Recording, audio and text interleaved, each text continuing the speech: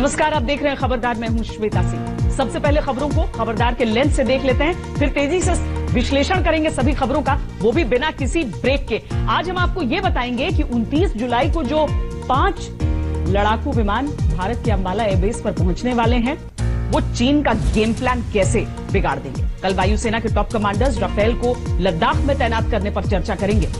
Navy भी चीन पर घेरा डाल रही है। नौसेना के मिग-29 के लड़ाकू विमानों को एलएसी के पूर्वी लद्दाख सेक्टर में भारतीय वायुसेना के बेस पर तैनात करने की योजना बनाई जा रही है। इस नीति से चीन पर कितना दबाव पड़ेगा, ये आपको विस्तार से बताएंगे।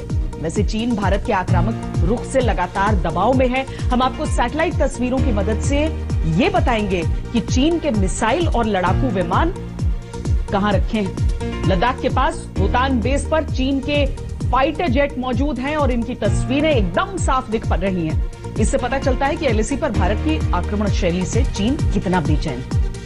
आज आपके काम की खबर आपके मास्क से जुड़ी है। क्या आप वॉल्व वाला मास्क लगाते हैं? क्या आप जानते हैं कि N95 मास्क कोरोना के खिलाफ कितना कारगर है और कौन सा मास्क कोरोना के खिलाफ बेकार है? इन सवालों के जवाब आज स्वास्थ्य मंत्रालय ने दिए हैं। वॉल्व वाला जो मास्क जिससे सांस लेने में थोड़ी आसानी होती है, वो आपको क्यों नहीं इस्तेमाल करना चाहिए, ये आपको बताएंगे।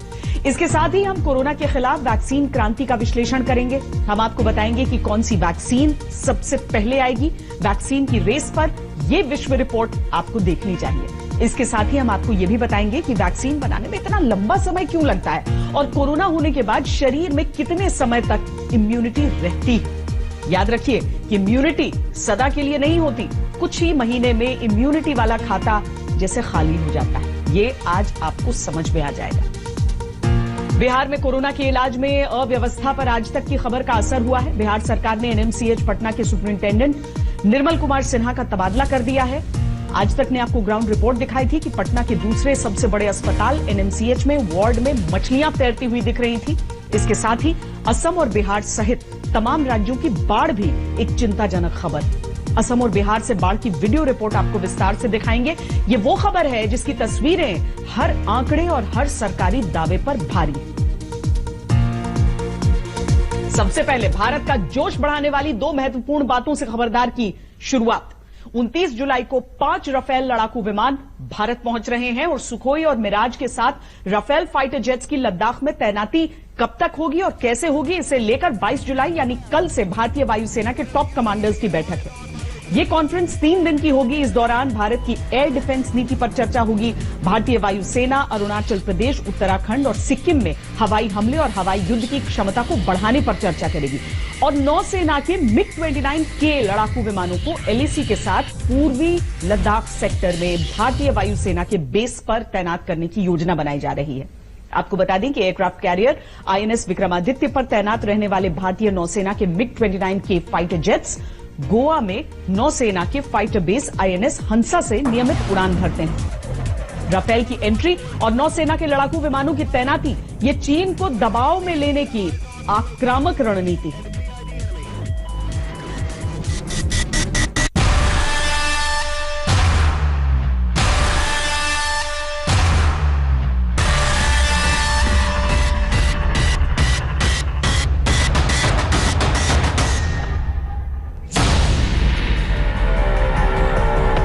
भारत के वायु रक्षक राफेल की पहली डिलीवरी बस होने ही वाली है।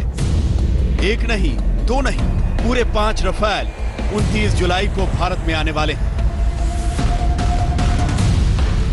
वायुसेना के मुताबिक अगर मौसम ठीक रहा तो 29 जुलाई को 5 राफेल फाइटर जेट्स भारतीय वायुसेना के अंबाला एयरफोर्स स्टेशन पर लैंड करेंगे। ये होगा भारत के राफेल फाइटर जेट का नया घर।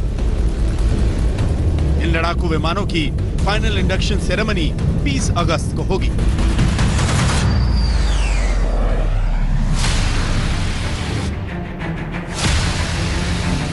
इससे पहले आपने भारत के राफेल को पिछले साल अक्टूबर में देखा था, जब इन्हें भारतीय पायलट्स को सौंपा गया था। उस वक्त भारत के रक्षा मंत्री राजनाथ सिंह भी वहां मौजूद थे। 9 महीने बाद ये फाइटर जेट्स अपने घर यानी भारत में अपनी जिम्मेदारी निभाने के लिए आ रहे हैं। इनकी तैनाती दुश्मन के हौसले पस्त कर देगी।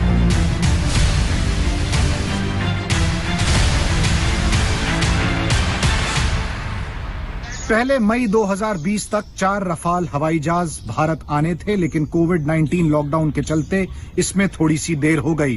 अब कुछ ही दिन में 5 रफाल हवाई जहाज भारत में होंगे और चीन के साथ तनाव के चलते इनका आना बहुत अहम माना जा रहा है।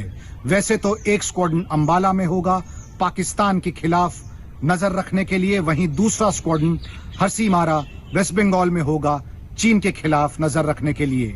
लेकिन जो स्थिति लद्दाख में बनी हुई है, ऐसा हो सकता है कि रफाल को सीधा ऑपरेशंस में वहीं पर उतार दिया जाए। अंबाला से लद्दाख बॉर्डर की दूरी 427 किलोमीटर है और भारत पाकिस्तान बॉर्डर की दूरी 220 किलोमीटर। की पूरी तस्वीर बदल देने वाले हथियार मीटियोर और स्कैल्प मिसाइल अंबाला पहुंच रहे हैं। ये दोनों रफाल की मारक शक्ति को कई गुना बढ़ा देते हैं। 2023 तक कुल मिलाकर 36 रफाल फाइटर जेट्स की डिलीवरी भारत में हो जाएगी। ऐसी उम्मीद की जा रही है कि रफाल को आते ही लद्दाख के मोर्चे पर लगाया जा सकता है, लेकिन ये काम इतनी तेजी से नहीं होगा, इसमें थोड़ा समय लगेगा। राफाल लड़ाकू विमान का भारतीय वायुसेना के बेड़े में शामिल होना एक बहुत ही महत्वपूर्ण इवेंट है। राफाल अपने साथ काफ़ी विशेषताएं लाता है, जिसमें कि उसका जो आर्मामेंट सिस्टम है, जो एवियोनिक्स है और जो उसको खुद को प्रोटेक्ट करने की क्षमता है, वो भिन्न है दूसरे जहाज़ों से।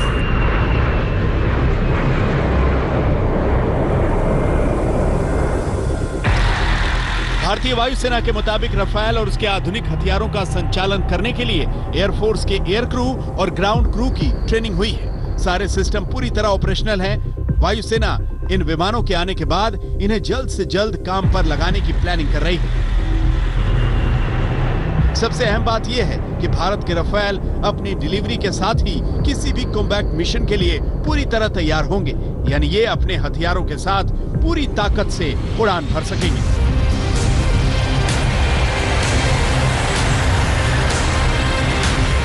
रफाल से फायर की जाने वाली स्कैल्प मिसाइल हवा से लॉन्च की जाने वाली एक क्रूज मिसाइल है, जिसकी रेंज 500 किलोमीटर से अधिक होती है। यह मिसाइल आसानी से पकड़ में नहीं आती और इसका निशाना अचूक होता है। Meteor beyond visual range missile पूरी दुनिया में अपनी तरह की सबसे ज्यादा मारक क्षमता वाला हथियार है। इसकी रेंज 150 किलोमीटर से ज्यादा है, जो चीन और पाकिस्तान के हथियारों से बहुत आगे है और हवाई युद्ध में यह हथियार दुश्मन पर अच्छा खासा प्रभाव डाल सकते हैं।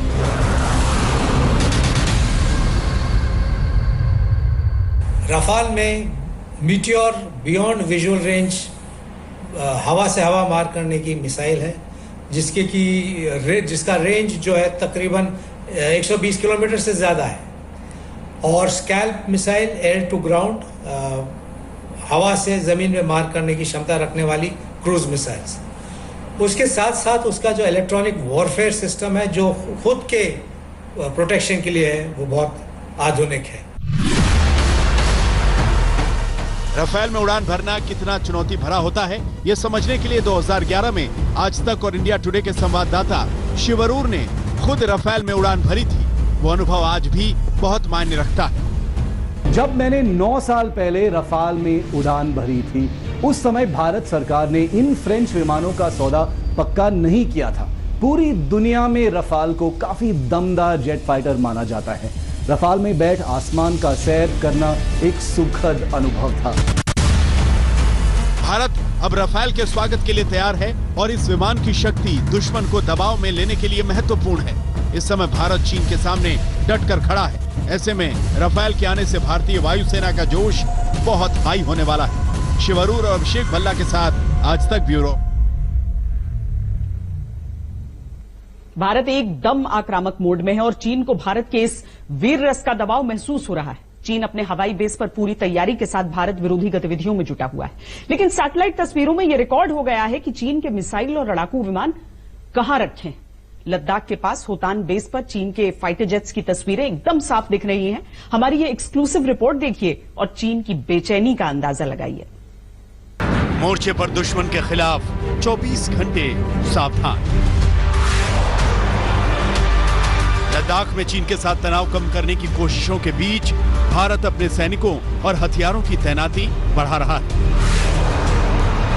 राफेल के आने की आहट चीन को चैन नहीं लेने दे रही। ऐसे में चीन ने अपनी वायुसेना को हाई अलर्ट पर रखा है।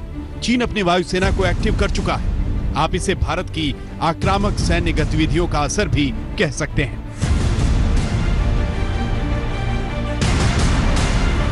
सैटेलाइट से मिली तस्वीरों का विश्लेषण करने पर हमें चीन के होतान एयरबेस की झलक मिली। ये तस्वीरें 22 जून तक की हैं। आपको बता दें कि चीन का होतान एयरबेस लद्दाख क्षेत्र के सबसे करीब है, इसीलिए यहां पर हो रही हर एक गतिविधि भारत के नजरिए से बेहद महत्वपूर्ण है।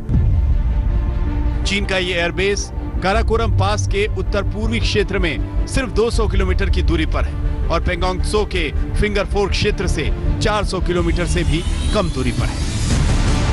चीन के फाइटर जेट्स, ड्रोन्स, बॉम्बर्स और मिसाइल सिस्टम्स सैटेलाइट की नजर में आ चुके हैं। ये भारत के खिलाफ चीन की रणनीतिक तैयारी की अब तक की सबसे साफ तस्वीरें हैं। चीन का होतान एयरबेस दो तरह से उपयोग में लाया जाता है। ये आम लोगों और मिलिट्री दोनों के लिए इस्तेमाल होता है।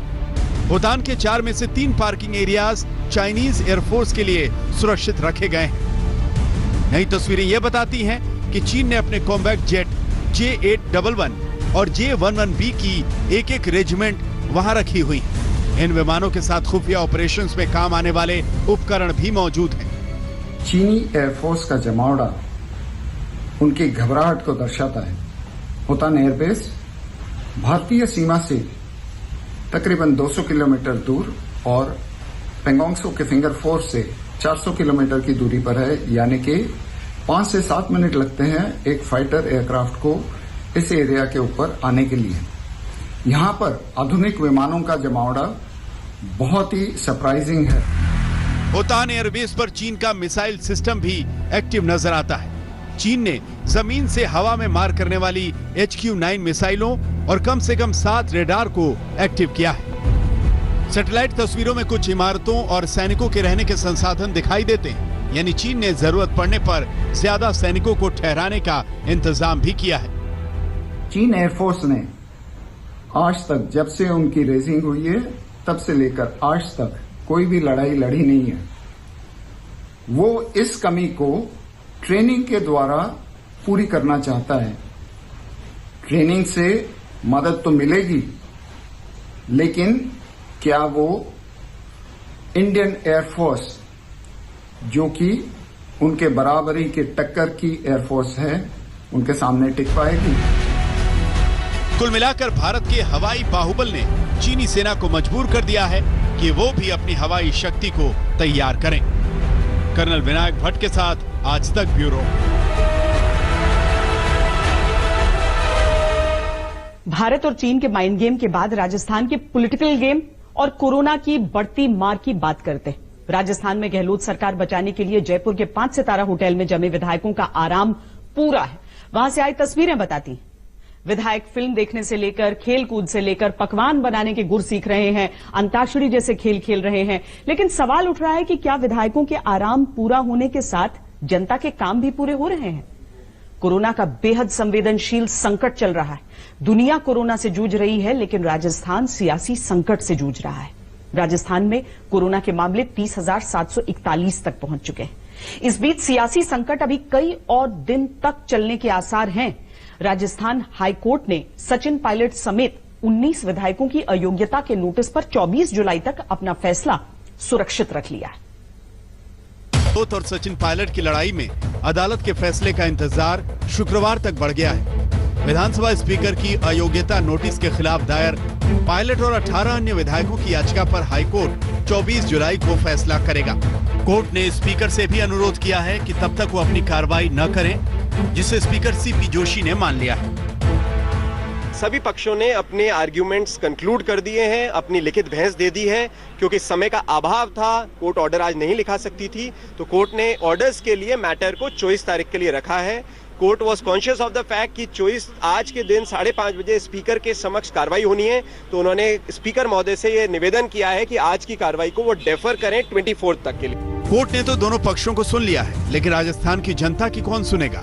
12 दिनों से मानो गहलोत सरकार जयपुर के फेयरमाउंट होटल से चल रही है। होटल में विधायकों के बीच मुख्यमंत्री अशोक गहलोत ने उनसे कहा भी है कि चट्टान की तरह डटे रहो, कांग्रेस हो या बीजेपी, कोई नहीं चाहता कि चुनाव हो और विधानसभा भंग हो। आपको होटल में कुछ और दिन रुकना पड़ सकता है। ये जो एपिसोड हो रहा है पूरा देश देख रहा है, इंदिरा का क्या पट्टाशिक होगा इसका। और जिस प्रकार की लड़ाई आपने लड़ी है ये कोई मामूली बात नहीं है। बहुमत को 100 क्रॉस किए हुए लोगों को एक साथ यहाँ रखना, टेलीफोन आपके पास में, मोमेंट आपका, कोई किसी में दबाव नहीं है। अब विधायक होटल में है तो उनका समय अच्छे से कटे, इसका इंतजाम भी पूरा है। विधायकों ने फिल्म शोले देखी है, मुगले आजम की यादें ताजा की। इन जंजीरों से पूछिए, हम तुमसे पूछते हैं, दिल लाई से सोने के कंगन है। फिल्म लगान ने विधायकों का मन बहलाया है।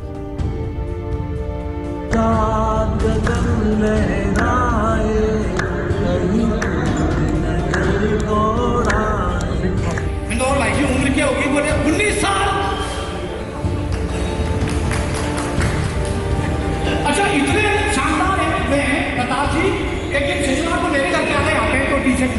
सत्ता के शीर्षासन के साथ साथ यहाँ विधायकों के पास असल शीर्षासन का भी पूरा मौका है। खेल कूद भी अच्छे से हो रहा है।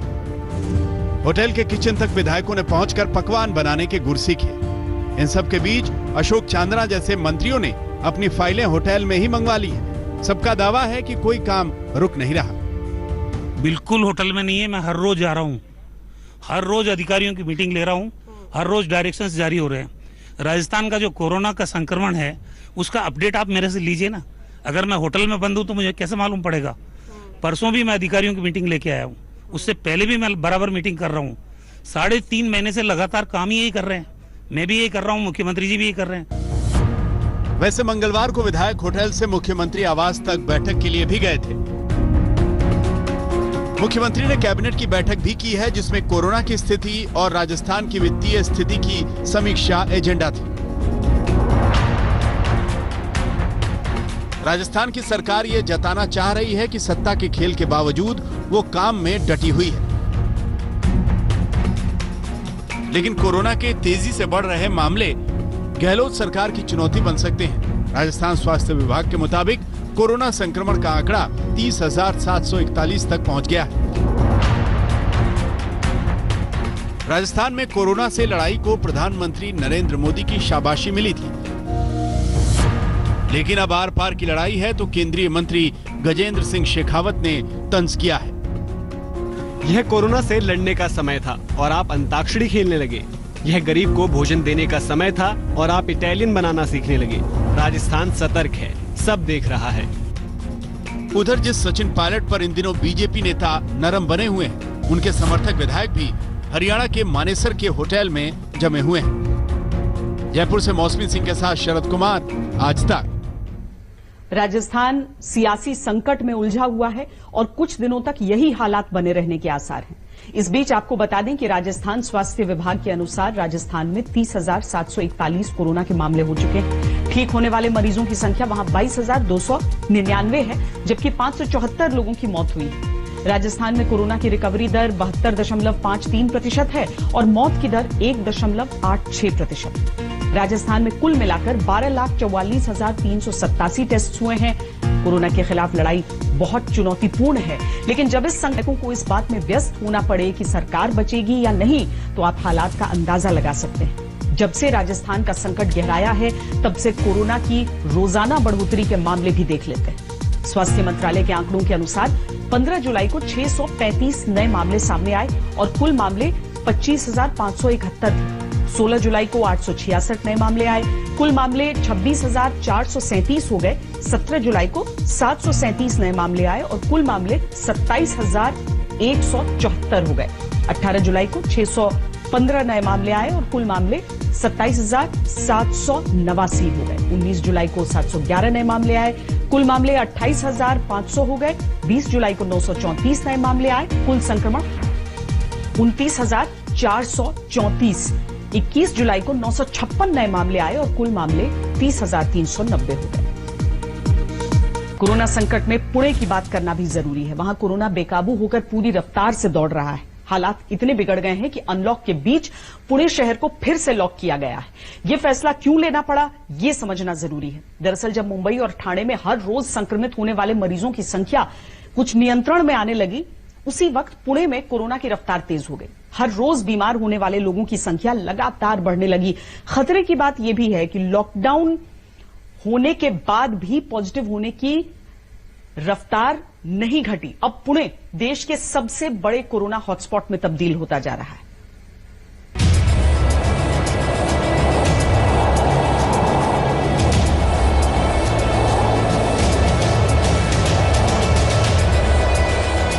पिछले हफ्ते से पुणे देश में कोविड-19 महामारी का केंद्र बना हुआ है। बीमार होने वाले नए कोरोना मरीजों की तादाद लगातार बढ़ रही है।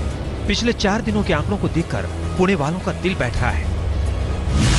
17 जुलाई को कोरोना के नए केस 1705 थे, 18 जुलाई को 1838, 19 जुलाई को 1508, 20 जुलाई को 1817 नए कोरोना मरीजों की पहचान हुई है। पुणे में अब 54,965 से ज्यादा कुल केस सामने आए हैं। जिले में हुई कुल 1300 से अधिक मौत में से लगभग 1000 पुणे शहर में हुई है। 13 जुलाई को 10 दिनों का लॉकडाउन शुरू होने से पहले अचानक नए मरीजों की तादाद बढ़ने लगी।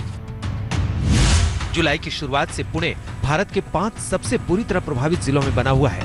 पुणे के अलावा बेंगलुरु, ठाणे, चेन्नई और मुंबई इस दौड़ में शामिल हैं। मंगलवार 14 जुलाई से पूरे महाराष्ट्र में पुणे में सबसे ज्यादा नए केस रिपोर्ट हो रहे हैं, जो ठाणे और मुंबई दोनों से ज्यादा हैं। 13 जुलाई से पुणे में लॉकडाउन है। खतरे की बात यह है कि इसके बावजूद कोई असर नहीं दिख रहा। कोरोना के नए मामलों में गिरावट का कोई संकेत नहीं है। 44 डेथ्स अगर आप कह रहे हैं तो ये नंबर काफी बड़ा है और हमारे लिए बहुत दुख की बात है कि एक दिन में इतनी मौतें हो रही है। मगर साथ में ये भी बता दूं आपको कि जो हमारा डेथ परसेंटेज है, जो जिसको CFR बोलते हैं, केस फैटेलिटीज रेट, ये हमारे जिले का 2.3% है। अगर आप किसी भी जिले की बात करें, कहीं पे भी जो कोरोना का प्रसार ज़्यादा हो गया है, वहाँ पे जो डेथ रेट्स हैं उसकी तुलना में अगर हम पुणे का डेथ रेट्स देखें तो ये फिलहाल कम है। प्रशासन की दलील है कि जिले में टेस्ट का दायरा बढ़ाने की वजह से केस ज्यादा सामने आ रहे हैं। लेकिन जब कुल टेस्ट के करीब करीब 1/4 लोग पॉजिटिव निकलते हैं तो खतरा गंभीर हो जाता है। आंकड़ों के मुताबिक पुणे में जितने लोगों का कोरोना टेस्ट हो रहा है, उनमें कुल पॉजिटिव होने वालों की संख्या अब 25% के ऊंचे स्तर तक पहुंच चुकी है। पुणे शहर का स्वास्थ्य ढांचा भी सवालों के घेरे में है। सरकारी अस्पताल अब भारी बोझ से चरमरा रहा है। आईसीयू बेड के इंतजार में पिछले दिनों 5 लोगों की मौत की खबर चौंकाने वाली है। शहर भर में आईसीयू बेड्स की उपलब्धता लगभग शून्य है। स्वास्थ्य कर्मियों की नियुक्ति नहीं की गई है। पिछले हफ्ते ही डॉक्टरों और नर्सिंग स्टाफ की भर्ती के लिए प्रशासन ने विज्ञापन जारी किए हैं। वो रिक्रूटमेंट के बाद हम लोगों ने 140 डॉक्टर्स और 250 पैरामेडिकल स्टाफ के ऑर्डर्स भी दिए हैं। अपॉइंटमेंट ऑर्डर इशू हो चुके हैं। उनमें से अराउंड 50% लोग ज्वाइन हुए हैं। हम बाकी को ज्वाइन करके ले रहे हैं। विद इन 15 डेज सारा मैन पावर का इशू सॉल्व हो जाएगा। 13 जुलाई से लागू 10 दिन का लॉकडाउन 2 दिनों में खत्म हो रहा है। अब सवाल उठता है कि क्या कोरोना की तेज रफ्तार को देखते हुए लॉकडाउन को आगे बढ़ाया जाएगा या नहीं। इस मुसीबत के बीच पुणे के जो लोग कोरोना की जकड़ से छूट रहे हैं, वो इस तरह जश्न मना रहे हैं। इस परिवार की बेटी वायरस को मात देकर अस्पताल से लौटी है। कोरोना की इस लड़ाई में पुणे को सावधानी और इंतजामों के साथ इस जज्बे की भी जरूरत है। कुछ इलाके ऐसे भी है जहां पर बहुत ज्यादा केसेस आ रहे थे, वहां पर काम करके वहां उन इलाकों में, उन कंटेनमेंट जोन में मामले कम किए हैं पॉजिटिव कोरोना के, और ये सकारात्मकता दिखाई दे रही है। कैमरन गोपाल हरने के साथ पंकज खेलकर, पुणे आज तक। और अब कोरोना से बचाने वाले N95 मास्क को लेकर आपके काम की खबर। कोरोना काल की शुरुआत में N95 मास्क को खरीदने की होड़ मच गई थी। इसकी मांग जबरदस्त तरीके से बढ़ी और जब ये मास्क बाजार से गायब हुआ तब नाराज लोगों ने सिस्टम की आलोचना भी की। इसके बाद कुछ ऐसे N95 मास्क भी आए जिनमें एक खास तरह का वॉल्व लगा होता है ताकि लोगों के लिए सांस लेना आसान हो सके। ये मास्क भी लोगों ने खूब खरीदे। आज भी लोग इस मास्क का इस्तेमाल कर रहे हैं, लेकिन ऐसे तमाम लोगों को शायद ये नहीं पता कि वॉल्व वाले N95 मास्क कोरोना से पूरी सुरक्षा नहीं दे सकते। केंद्र सरकार की तरफ से अब एक नई गाइडलाइन जारी हुई है जिसके तहत रेस्पिरेटर्स यानी वॉल्व वाले N95 मास्क के इस्तेमाल को तुरंत रोकने का निर्देश दिया गया है। आसान भाषा में समझें तो इन मास्क में सांस लेने के लिए प्लास्टिक के वॉल्व लगे होते हैं, लेकिन स्वास्थ्य मंत्रालय के अनुसार ये मास्क खतरनाक साबित हो सकते हैं। इस तरह के मास्क वायरस को मास्क के बाहर आने से नहीं रोक पाते हैं। इसका मतलब यह है कि अगर कोई कोरोना मरीज वॉल्व वाला N95 मास्क पहनता है और किसी स्वस्थ व्यक्ति के संपर्क में आता है तो ये मास्क संक्रमण को रोक नहीं पाएगा। इसी तरह स्वस्थ व्यक्ति भी यह मास्क लगाकर इन्फेक्शन से बच नहीं पाएगा क्योंकि वायरस के छोटे छोटे कण हवा में देर तक लटके रहते हैं। आपको बता दें कि सामान्य N95 मास्क हवा में मौजूद 95% कणों को फिल्टर कर देता है, लेकिन वॉल्व वाला N95 मास्क एक तरह से अपनी ही सुरक्षा व्यवस्था में छेद कर देता है। सरकार ने इसकी जगह बिना वॉल्व वाले N95 मास्क कपड़े से बने फेस मास्क या माउथ कवर के इस्तेमाल की सलाह दी है। मास्क वाली जानकारी तो आपको मिल गई। अब कोरोना के खिलाफ वैक्सीन क्रांति का विश्लेषण करते हैं। कोरोना वैक्सीन बनाने की कोशिशें बहुत तेजी से आगे बढ़ रही हैं। ऑक्सफोर्ड यूनिवर्सिटी ने दावा किया है कि उसकी वैक्सीन सफलता की ओर बढ़ रही है। वैक्सीन के क्लिनिकल ट्रायल के नतीजे सुरक्षित आए हैं और ये वैक्सीन वायरस के खिलाफ प्रतिरोधक क्षमता तैयार कर रही है। दवा कंपनी एस्ट्राजेनेका के साथ मिलकर ऑक्सफोर्ड यूनिवर्सिटी की वैक्सीन बनाने की यह कोशिश ट्रायल के तीसरे चरण में है। पुणे का सीरम इंस्टीट्यूट ऑफ इंडिया भी ऑक्सफोर्ड यूनिवर्सिटी के वैक्सीन बनाने के प्रयासों में शामिल है। अगर यह वैक्सीन सफल रही तो सीरम इंस्टीट्यूट भारत में वैक्सीन की कई अरब डोज का उत्पादन करेगा। आगे हम आपको बताएंगे कि वैक्सीन की रेस में कौन आगे है और कौन सी वैक्सीन सबसे पहले आ सकती है। लेकिन पहले दुनिया भर के एक्सपर्ट्स के एक्सक्लूसिव इंटरव्यूज वाली ये रिपोर्ट देखिए। ये वैक्सीन युद्ध की विश्व रिपोर्ट है।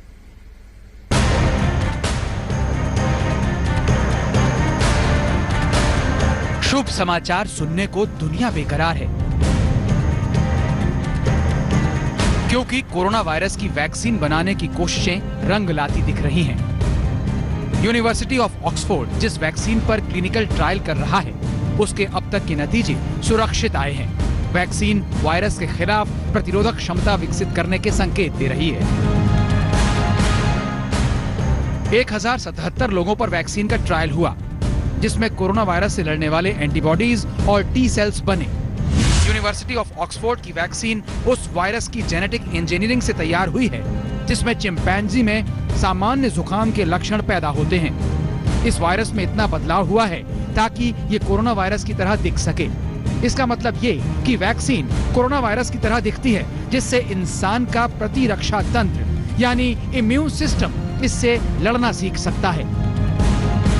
We can see that the vaccine does induce a robust immune response in the volunteers. The vaccine really does perform in exactly the same way as we've seen with other vaccines of this type. इस vaccine को बहुत तेजी से विकसित किया जा रहा है। ऑक्सफोर्ड यूनिवर्सिटी ब्रिटेन की ग्लोबल दवा कंपनी एस्ट्राजेनेका के साथ मिलकर वैक्सीन को विकसित कर रही है। ये वैक्सीन इंसानों पर क्लिनिकल ट्रायल के सारे चरण पार कर लेती है तो इसके बड़े पैमाने पर उत्पादन के लिए सारे जरूरी इंतजाम पहले से ही किए जा चुके हैं। One of the key things we did was to partner with AstraZeneca, a global pharma company. Way back in April, which seems a long time ago now, they were learning how to manufacture our vaccine. They were scaling it up. Bharat में भी Oxford की vaccine के clinical trial के लिए serum institute ने इजाजत मांगी है। सीरम इंस्टीट्यूट का एस्ट्राजेनेका के साथ वैक्सीन की अरबों खुराक के उत्पादन का समझौता हो चुका है। When we said we could make 300 to 400 million doses by the time they're released by the CDL, which is the central testing labs and all of that, and it actually reaches people and human beings in large volumes in India and the citizens of India, it would probably be first quarter of 2021. कोविड-19 की भारतीय vaccine बनाने की कोशिशों के तहत Bharat biotech के Covaxin का trial AIIMS Delhi में होने जा रहा है। गुरुवार को 50 वॉलंटियर्स को वैक्सीन की पहली डोज दी जाएगी। पहले चरण में 100 लोगों को वैक्सीन की डोज दी जाएगी, जिसके नतीजे 2 महीनों में आएंगे। कोरोना वैक्सीन बनाने की कोशिशें जिस तेजी से की जा रही हैं, उससे इस साल के अंत तक वैक्सीन आ सकती है। आज तक ब्यूरो। कोरोना वैक्सीन बनाने के लिए दुनिया भर के रिसर्चर्स कड़ी मेहनत कर रहे हैं। दुनिया भर में 150 से ज्यादा कोरोना वैक्सीन पर ट्रायल चल रहे हैं। ऐसे में हम आपको ये भी बताते हैं कि कौन से वैक्सीन रेस में सबसे आगे हैं। चीन का कैंसिनो बायोलॉजिकल और बीजिंग इंस्टीट्यूट ऑफ बायोटेक की वैक्सीन मंजूरी की स्टेज में पहुंच चुकी है। चीन का ही सिनोवैक वैक्सीन बनाने के तीसरे चरण का ट्रायल कर रहा है। अमेरिका का नोवावैक्स वैक्सीन ट्रायल के दूसरे चरण में है। अमेरिका की दवा कंपनी मॉडर्ना की वैक्सीन भी ट्रायल के दूसरे चरण में है। जर्मनी की बायोएनटेक, फोसन फार्मा और फाइजर की वैक्सीन भी ट्रायल के दूसरे चरण में है। ब्रिटेन में ऑक्सफोर्ड यूनिवर्सिटी और एस्ट्राजेनेका की वैक्सीन ट्रायल के तीसरे चरण में है, जबकि इंपीरियल कॉलेज लंदन की वैक्सीन ट्रायल के दूसरे चरण में है। भारत में वैक्सीन बनाने की 2 गंभीर कोशिशें चल रही हैं। जाइडस कैडिला की वैक्सीन पहले चरण में है, तो भारत बायोटेक की कोवैक्सीन भी ट्रायल के पहले चरण में पहुंच चुकी है। वैक्सीन से जुड़ी खबरों में आप अक्सर ये सुनते होंगे कि वैक्सीन फेज 1 में है, 2 में है, लेकिन आपको अंदाजा नहीं होगा कि इसका मतलब क्या होता है। आज वैक्सीन की खबर से जुड़े इस पहलू को समझना भी जरूरी है।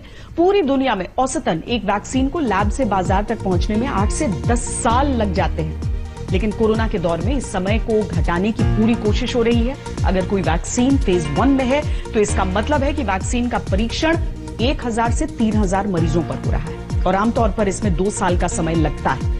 अगर कोई वैक्सीन फेज 2 में है तो इसका मतलब यह है कि वैक्सीन का परीक्षण एक बार फिर 1000 से 3000 मरीजों पर हो रहा है और आमतौर पर इसमें भी 2 साल का समय लगता है। अगर कोई वैक्सीन फेज 3 में है तो इसका मतलब यह है कि वैक्सीन का परीक्षण 15000 से 30000 मरीजों पर हो रहा है और आमतौर पर इसमें 3 से 5 साल का समय लगता है। ये फेज पूरे हो जाने के बाद इन्हें सत्यापित किया जाता है, इसमें भी समय लगता है। यह भी हो सकता है कि और ज्यादा लोगों को ट्रायल में शामिल करने का आदेश दिया जाए, लेकिन जरूरत के हिसाब से कई बार इन ट्रायल्स की रफ्तार बढ़ा दी जाती है।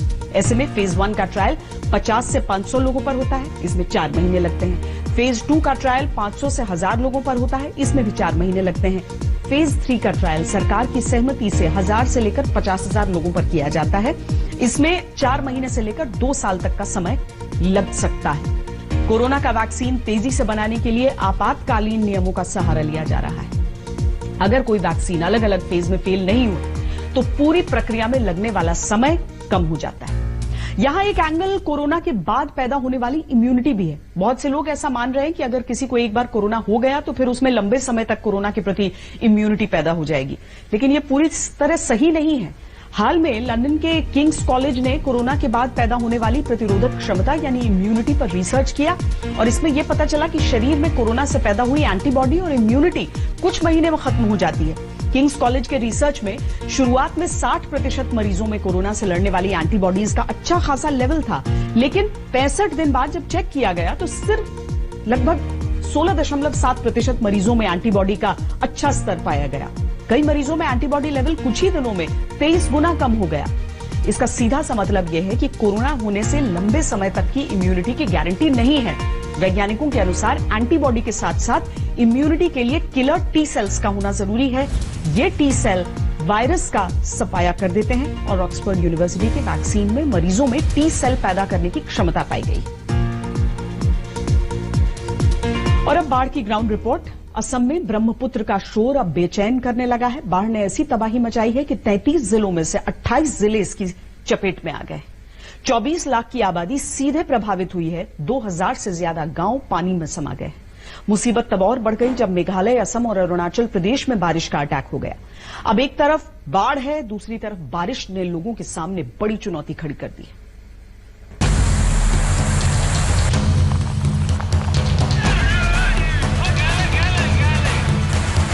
ब्रह्मपुत्र की प्रलय ने लाखों जिंदगियों को तितर बितर कर दिया है।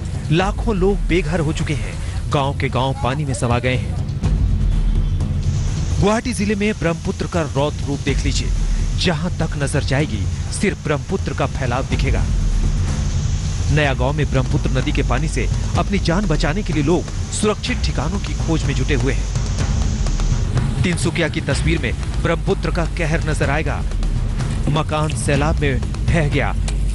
पूरे गांव में अब बस तबाही के निशान बचे हैं। जो बच गए उनके पास सिर्फ सांसें ही बची हैं। अब बरपेटा शहर से कुछ दूर आगे चौधरी बाजार गांव में तबाही की ऐसी तस्वीर दिखाई पड़ती है जिस पर खुली आंखों से भी यकीन करना मुश्किल है। जलस्तर इतना ज्यादा था कि पानी की गहराई का अंदाजा लगाना मुश्किल था। ऊपर से लगातार हो रही मूसलाधार बारिश ने मुसीबतें बढ़ा रखी थी। गांव के नाम पर जो कुछ दिखाई पड़ता था वो बस डूबे हुए मकान और उनके निशान थे। ये जो आप देख रहे हैं सैलाब, अब इस सैलाब के ऊपर हम कोशिश कर रहे हैं चौधरी बाजार शहर से हटकर आसपास के गांव में जाने के लिए। अमूमन जो रास्ते खुले हुए होते थे, अब उन रास्तों पर इतना पानी है कि नाव ही यहाँ पर चल सकती है और यहाँ पर इतना गहरा है कि उतरना भी मुश्किल है। लेकिन ये जो आप गांव देख रहे हैं सब के सब डूबे हुए हैं। लोगों ने सड़कों पर ठिकाना बना लिया है और यहाँ पर जो तस्वीर है वो भयावह दिखती है। जैसे जैसे बरसात हो रही है पानी के ऊपर अगर आप देखें तो सब कुछ धुंधला सा हो जाता है। और मेरे ठीक पीछे इस तरफ अगर मैं आपको दिखाऊं, यहाँ जो शहर है, जो शहर का हिस्सा है, प्रमुख सड़क आप कहें कि इसको राज्य हाईवे आप समझ लीजिए, वो भी धुंधला होता जाता है।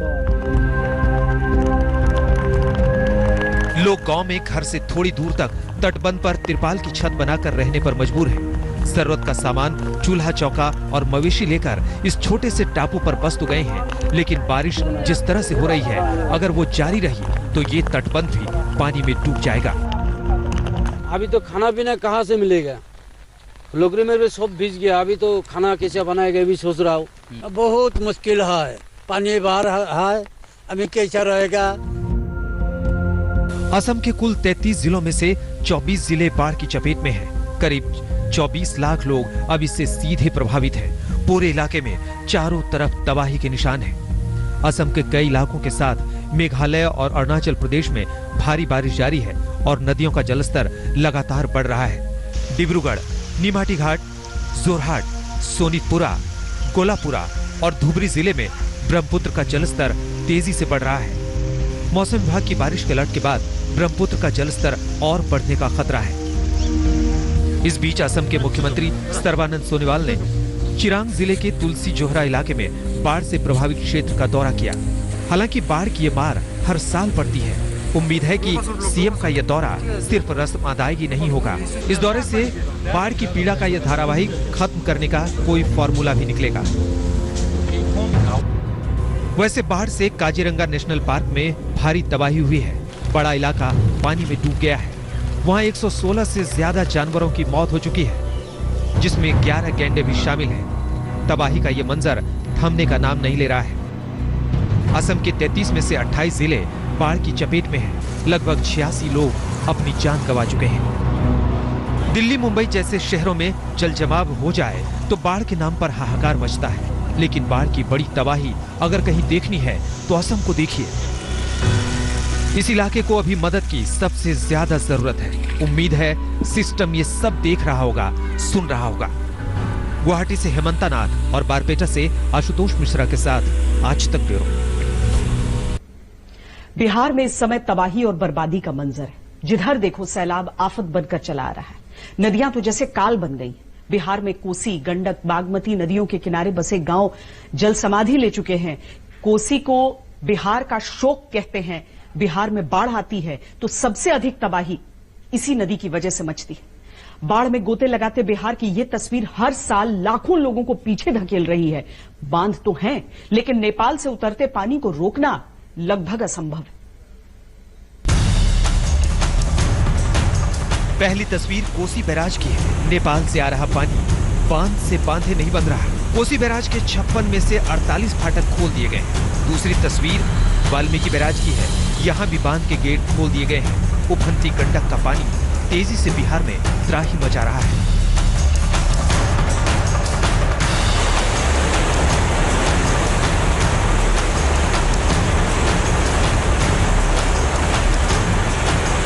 बिहार में हाहाकार है। चारों तरफ बाढ़ का प्रहार है। नदियां अपना रौद्र रूप दिखा रही हैं। खेत, खलिहान, दुकान, मकान सब पानी में समाये हुए हैं। सुपौल में कोसी नदी की गर्जना सिहरन पैदा कर रही है। नेपाल में हो रही भारी बारिश से कोसी नदी खतरे के निशान के ऊपर बह रही है। खगड़िया में मानो जमीन पर अब समंदर का कब्जा है। नदी अपनी सरहद को तोड़कर बस्ती में आ गई है। मकान पानी में डूबे हैं। 2 मंजिला स्कूल भी चारों तरफ से पानी में घिरा है। यहाँ बागमती और कोसी नदी खतरे के निशान से 2 मीटर ऊपर बह रही है। दर्जनों गांव टापू बन गए हैं। बिहार के 8 जिले बाढ़ से बुरी तरह प्रभावित हैं। इनमें सीतामढ़ी, सुपौल, किशनगंज, दरभंगा, मुजफ्फरपुर, गोपालगंज, शिवहर और पूर्वी चंपारण में बाढ़ से सबसे ज्यादा तबाही मची है। कोसी नदी एक बार फिर से अपना विकराल रूप दिखा रही है और लगातार नेपाल से जो पानी छोड़ा जा रहा है और बिहार में भी जो पिछले 24 घंटों से लगातार मूसलाधार बारिश हो रही है, उसकी वजह से कोसी का जलस्तर आप देख सकते हैं किस तरीके से जो है वो बढ़ चुका है। और नदी के बीच में जो गांव बसे हुए हैं, वहां जो लोग रहते हैं, अब कोसी का पानी उनके गांव में भी घुसने लगा है। तो अब वो सुरक्षित स्थानों पर निकलने के लिए जो नाव की व्यवस्था की गई है सरकार के द्वारा, उससे वो सुरक्षित स्थानों पर निकल रहे हैं। सैटेलाइट से ली गई इस तस्वीर को देखेंगे तो कोसी और गंडक का तांडव नजर आएगा। बाढ़ का फैलाव देखिए, पहले और अब की तस्वीर से सब साफ है। तस्वीरें दरभंगा की हैं, जहां सब कुछ बाढ़ में समाता जा रहा है। गांव के गांव बाढ़ से घिरे हुए हैं। लोग ने गांव खाली कर ऊंचे स्थानों पर शरण ली है। संकट की इस घड़ी में सियासी पुण्य कमाने वाले भी लोग हैं। हाया घाट में पप्पू यादव की पार्टी ने राहत सामग्री बांटी। उनके पास खाने के लिए नहीं है, उनके पास सर छुपाने के लिए कोई जगह नहीं है, पन्नी नहीं है। इसीलिए हम लोगों ने तय किया, जन अधिकार पार्टी लोकतांत्रिक ने, कि किसी हाल में भी इन लोगों को सर छुपाने के लिए पन्नी और पेट भरने के लिए अनाज दिया जाएगा। उसी मुहिम में हम लोग यहाँ पर जितने भी जन अधिकार पार्टी लोकतांत्रिक के कार्यकर्ता यहाँ पर पहुंचे और उनकी मदद किया। एक तरफ उफनाती नदियां कहर ढा रही हैं, तो दूसरी तरफ मूसलाधार बारिश संकट बढ़ा रही है। पटना के सीआरपीएफ कैंप में घुटने तक पानी भर गया है। कदम कुआं थाना भी पानी पानी है। पटना से सुजीत झा के साथ आज तक ब्यूरो। वक्त एक छोटे से ब्रेक का। महान कवि हरिवंश राय बच्चन की मधुशाला की पंक्तियां अगर बरबस आपके होठों पर आती हैं तो आप अकेले नहीं हैं। न सिर्फ भारत में ऐसा होता है, बल्कि पोलैंड की एक तस्वीर हम आपको दिखाते हैं। यूनेस्को ने जिसे सिटी ऑफ लिटरेचर से नवाजा, पोलैंड के रोक्लॉ में महान कवि हरिवंश राय बच्चन की मधुशाला का पाठ हुआ है। हरिवंश राय बच्चन के बेटे महानायक अभिनेता अमिताभ बच्चन ने इसका वीडियो साझा किया है। उन्होंने ट्विटर पर लिखा है कि खुशी से मेरी आंखों में आंसू छलक पड़े।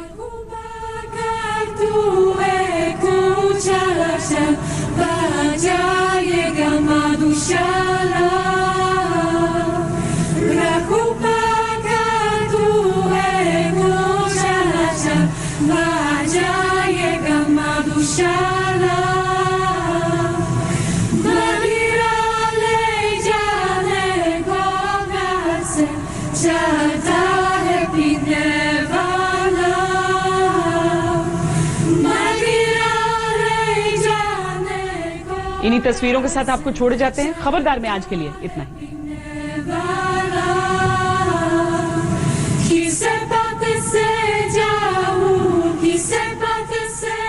नमस्कार, मैं हूं अंजना ओम कश्यप। हमें उम्मीद है ये वीडियो आपको पसंद आया होगा। लेटेस्ट खबरों के लिए यूं ही देखते रहिए आज तक, और इस वीडियो के पसंद आने पर लाइक, शेयर एंड सब्सक्राइब करना ना भूलें।